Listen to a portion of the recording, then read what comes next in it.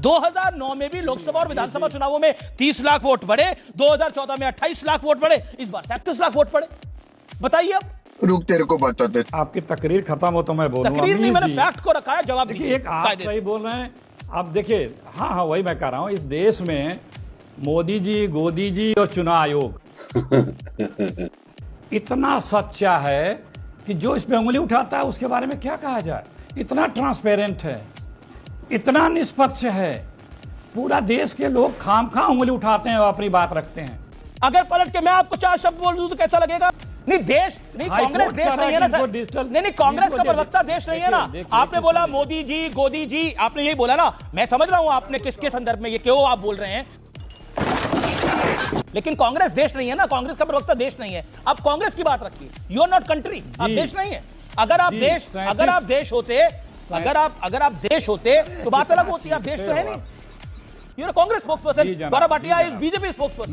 Make your point. मेरे को point बताइए। 2009 के अंदर it is a hard blatant fact. 2009 में जब 30 लाख वोट बढ़े, वो 30 लाख वोट क्यों बढ़े चौथी बार और कांग्रेस कैसे जीती? चौथी बार दोहरा रहे हो, कुछ नया ले आओ। अरे मैं तो चौथी बार दोहरा रहा हूं, राहुल जी तो 10 बार एक ही बार दोहरा रहे हैं।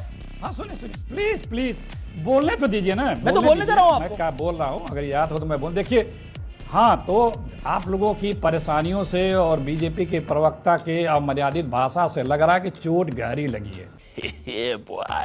क्योंकि सत्य जब उठाया जाता है तो बेईमानी करने वाले को घबराहट होती है। क्यों आज 37% वोट पाने वाला देश नहीं है अमीश देवगन जी? नहीं, बिल्कुल नहीं है। देश किसने बोला देश है? 37% लोग, पर देश का प्रधानमंत्री और देश की सरकार तो है ही ना। सुन तो लीजिए। जैसे इमरजेंसी के दौरान भी इंदिरा गांधी सरकार थी ना। पानी पी लीजिए, पानी पी लीजिए। पानी आप पीजिए, मैं पानी में पी रहा हूं। मैं तो नाराजगी क्या? 9वीं बार आप बोल चुके।